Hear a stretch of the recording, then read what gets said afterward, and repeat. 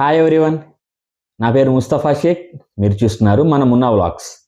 ముందుగా గ్రామ వార్డు మర్చిపోయానండి, ఇప్పుడు పేరు మార్చారు. స్వర్ణగ్రామం స్వర్ణవార్డు ఉద్యోగులు పాపం వాళ్ళు పేరైతే మార్చగలిగారు, కానీ వాళ్ళకి బెనిఫిట్స్ ఏమీ రాలేదని వాళ్ళు చాలా ఇబ్బంది పడుతున్నారు. సరే, టాపిక్ అయితే ఇప్పుడు మనది అది కాదు. అసలు టాపిక్లోకి వెళ్ళే ముందు మీకు సరిగ్గా గుర్తుంటే 4 నెలల క్రితం వీళ్ళ ఆత్మాభిమానం, సెల్ఫ్ రెస్పెక్టు, చేస్తున్న పనికి చేపిస్తున్న పనికి తేడా ఉందని చెప్పి జిఎస్డబ్ల్యూఎస్ డైరెక్టర్కి నోటీసు ఇవ్వడం, అలాగే ఒక సుమారు నెల రోజుల పాటు ధర్నా జరిగింది. ఈ డోర్ టు డోర్ సర్వేల నుంచి మినహాయింపేమని, ఈ పని ఒత్తిడి మెయిన్. దీని గురించి ఈ పని ఒత్తిడి తగ్గించేలాగా, అలాగే వాళ్ళ ప్రమోషన్ ఛానల్, నోషనల్ ఇంక్రిమెంట్స్ అని ఇలా గందరగోళం మధ్యలో 40-45 రోజులు జరిగినా కానీ చివరికి వాళ్ళైతే ఏం తెచ్చుకుందేం లేదు. ఎందుకంటే ఏ వ్యవస్థకైనా కలిసికట్టుగా ఉండాలంటే ఒక అసోసియేషన్ లాగా కావాలి. ఈ గ్రామవార్డు సచివాలయ ఉద్యోగుల్లో ఏంటంటే రకరకాల డిపార్ట్మెంట్లో ఉండటం వల్ల వీళ్ళని మెర్జి చేసుకొని ఒక యూనిటీగా తేటానికి 6 ఏళ్ళైనా కూడా వాళ్ళ వల్ల కాలేదు. మొన్న జరిగిన ఈ సమ్మెలో కూడాను అఫీషియల్గా ఒక జేఏసీ కింద స్టార్ట్ అయినా కూడా అది మళ్ళీ స్ప్లిట్ అయింది. 2 జేఏసీలు అవటంతో ప్రభుత్వానికి చాలా సింపుల్గా అయింది పని. ఎందుకంటే విభజించు పాలించు సిద్ధాంతం అక్కడ వాడారు. అయినా కూడా ఈ 2 జేఏసీలని పిలిపించారు, జిఎస్డబ్ల్యూఎస్ డైరెక్టర్తో మాట్లాడారు, చర్చలు జరిగాయి. ఏం జరిగాయి ఏమని తెలియదు, కానీ మొత్తానికి నోషనల్ ఇంక్రిమెంట్ ఫైల్ ఏమో ఇంకా అసలు కొంతమంది ఏమో ట్రెషరీ దగ్గర, ఫైనాన్స్ డిపార్ట్మెంట్ దగ్గర ఆగిపోయిందని కొంతమంది, అదైతే బయటికి రాలేదు. ప్రమోషన్స్ అయితే ఒక కమిటీ ఇప్పుడు వేసారండి, అది కూడా మార్చి తర్వాత చూద్దామని చెప్పి అది కూడా ఒక మూల నాగుంది. నెక్స్ట్ వాళ్ళు మెయిన్ కోరుకుంది ఏంటంటే ఈ డోర్ టు డోర్ సర్వేల నుంచి మినహాయింపామని. కానీ యథావిధిగా ప్రతి శుక్రవారం వాట్సాప్ గవర్నెన్స్తో వాళ్ళు డోర్ టు డోర్ సర్వే చేస్తున్నారు. అలాగే కొత్తగా యుఎఫ్ఎస్ సర్వే కూడా వచ్చింది, అది కూడా చేయాల్సే వస్తుంది. సో వీళ్ళు ప్రత్యేకంగా సాధించుకుంది ఏమీ లేదు. ఎందుకంటే ఈ జేఏసీ నాయకులు ఒకరి మీద ఒకరు చెప్పుకొని చివరాఖరికి పని అయితే ఏం జరగలేదనే ఈ చాలామంది ఎంప్లాయీస్ ఉన్న ఫీలింగు. దీంతోపాటు ఈ ఇష్యూ జరిగిన తర్వాత 3వ జేఏసీ కూడా వచ్చింది. వీళ్ళిద్దరు కరెక్ట్ కాదు, మా జేఏసీ కరెక్ట్ అని చెప్పి వాళ్ళు తెచ్చుకున్నారు. సో ఈ జేఏసీలుగా తయారవ్వడం తప్పైతే కాదు అసోసియేషన్లు, కానీ అల్టిమేట్ ద గోల్ ఆఫ్ ఈ జేఏసీలు కానీ ఈ అసోసియేషన్స్ వచ్చి వెల్ఫేర్ ఆఫ్ ద ఈ ఎంప్లాయీస్. ఈ ఒక జేఏసీ అయితే వర్క్ చేస్తున్నట్టు వాళ్ళ మెసేజెస్లో కానీ వాళ్ళ ఫైల్ రూపంలో మనం చూస్తున్నాము. సో కొంచెం అప్రిషియేట్ చేయొచ్చు దాని వరకు.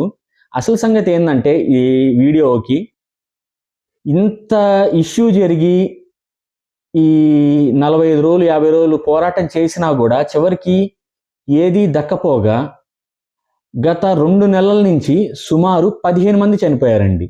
లిటరలీ మీరు వింటుంది నిజమే.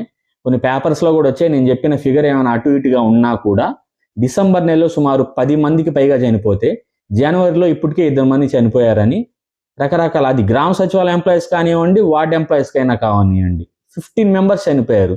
ద అల్టిమేట్ ద రీజన్ అది సూసైడ్ కానివ్వండి, లేదంటే మెంటల్ ప్రెషర్ కానివ్వండి, ఈ మన యాక్సిడెంట్స్ కానివ్వండి, ఏదైనా కూడా. మీరైనా అనుకోవచ్చు ఈ మరణాలు అనేది సహజంగానే జరుగుతాయి కదా అని. కాదండి, చనిపోతున్న వాళ్ళందరూ కూడా బిలో 40 ఏజ్ అండి. అంటే ఒక యంగ్ ఏజ్ సూసైడ్ చేసుకోవాల్సిన అవసరం ఉండదు, లేకపోతే ఈ మెంటల్ ప్రెషర్స్తో చచ్చే అవకాశం కూడా రాదు.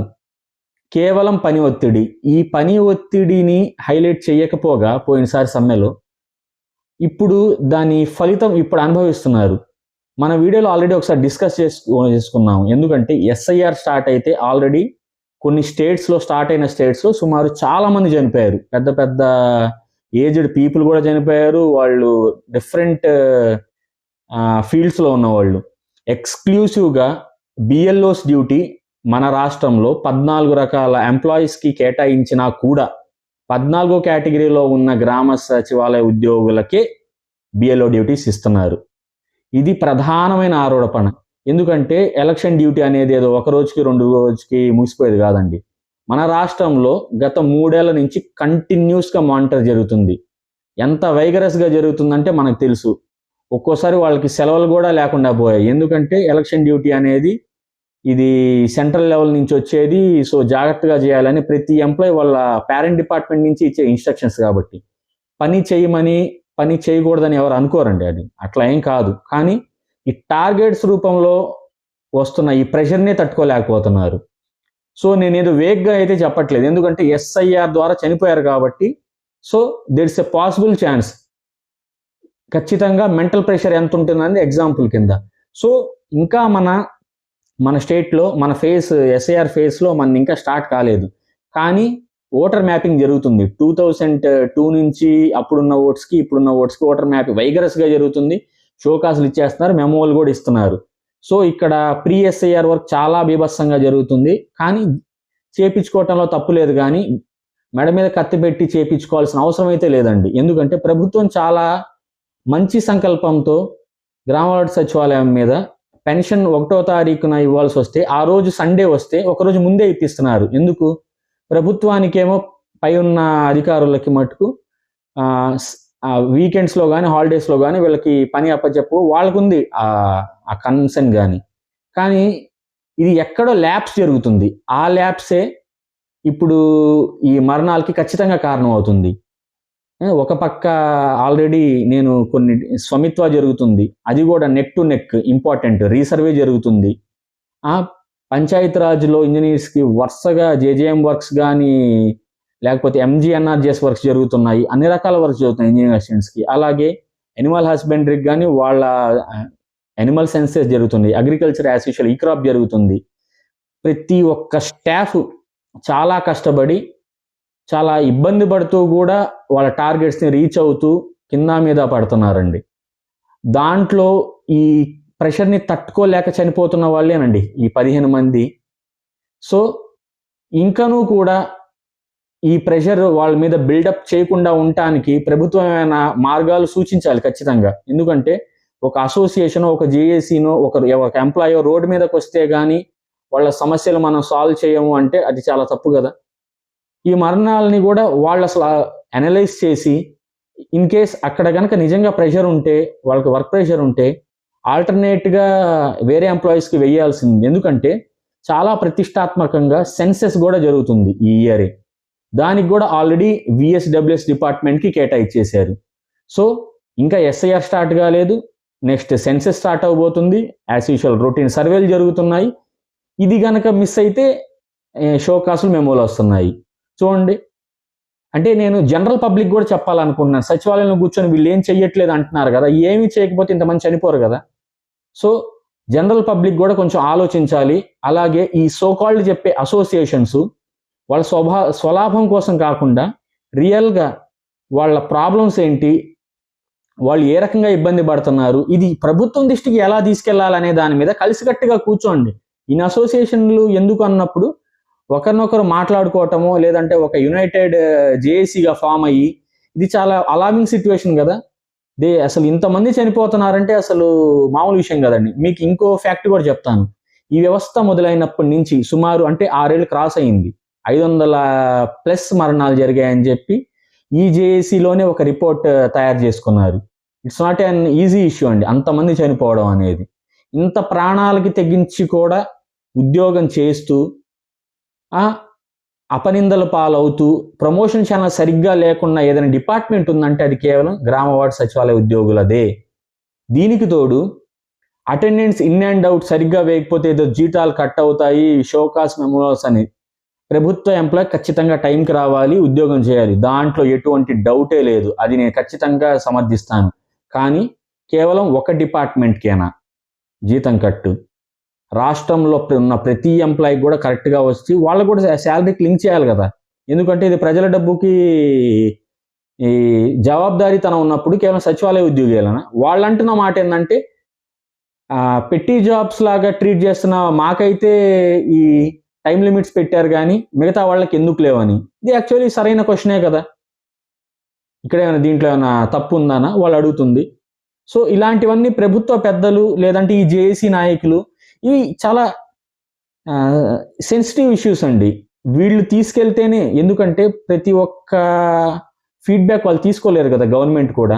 సో ఒక రిప్రజెంటేటివ్ ఉండాలి. ఒక అసోసియేషన్స్ ఉండాలి ఖచ్చితంగా. ఇవి వాళ్ళ ద్వారా వెళ్తేనే ప్రభుత్వం ఏం చేయాలా ఏం చేయకూడదు అనేది ఆలోచిస్తుంటుంది. సో ఇక్కడ కొంచెం ఫెయిల్యూర్ అయితే ఈ అసోసియేషన్స్లో కూడా ఉంటే, అలాగే ఈ రోజుల్లో చెప్తేనే చేస్తాం అన్నట్టు ఏం లేదండి. ఎందుకంటే మన డిజిటల్ మీడియాలో ఉన్నాం. విజన్ 2047 అని చెప్తున్న చంద్రబాబు గారు, సో ఈ మన విలేజెస్లో ఏం జరుగుతున్నాయా అని ఆయన తెలియకుండా ఉంటుందా అని అయితే నేను అనుకోవటం లేదు. సో ఖచ్చితంగా ఎవరి పెర్ఫార్మెన్స్ ఎలా ఉందనేది వాళ్ళు ఖచ్చితంగా తెలుసు. ఎందుకంటే IVRS కాల్స్ ద్వారా ప్రతిసారి మానిటర్ కూడా చేస్తున్నారు. సో మన ఛానల్ వరకు నేను చెప్పేది ఏంటంటే, ఈ సచివాలయ ఎంప్లాయీస్కి ఏది మైండ్కి తీసుకోవద్దండి. ఆఫ్టర్ మీ డ్యూటీ అవర్స్ దాన్ని ఆ ప్రెషర్ని మీరు మీ బ్రెయిన్ కానీ మీ హార్ట్ కానీ తీసుకుంటే అల్టిమేట్గా మీ లాస్ అయ్యేది మీరేనండి. ఎందుకంటున్నారా, ఆ చిన్న లిమిట్ ఏమైనా మీరు అజైన్ చేసిన వర్క్ ఏమైనా కాకపోతే ఏమైనా మందలిస్తారో లేదంటే ఒక పేపర్ షోకాస్ ఇస్తారో అంతేనండి. కానీ దాన్ని తట్టుకోలేక లోపల మదన పడుతూ చనిపోతే, ఎందుకంటే ఒక ఎంప్లాయీగా మీరు చనిపోతే నెక్స్ట్ ఆ ఎంప్లాయీకి ఇన్ఛార్జ్గా ఎవరు వస్తారు, ఆ పని అయితే జరిగిద్ది.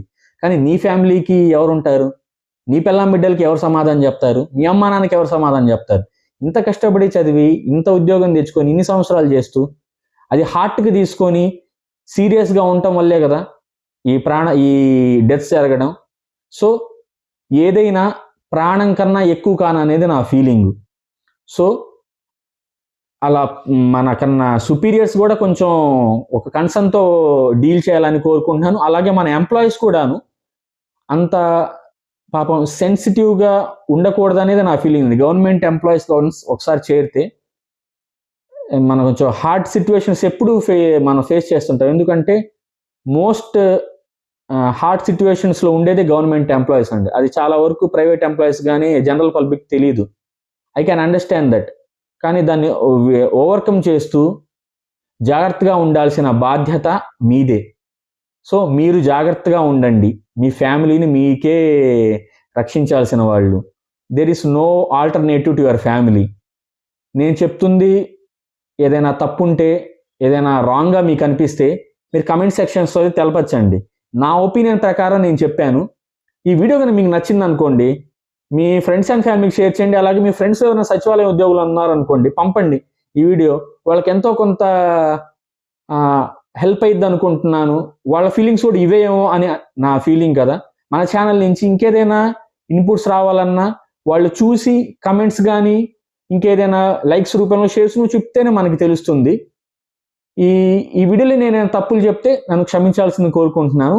ఈ ఛానల్కి ఈ వీడియోకి కొత్తగా మీరు వచ్చి చూస్తే పని అయితే సబ్స్క్రైబ్ చేసుకోవటం అయితే మర్చిపోవద్దు.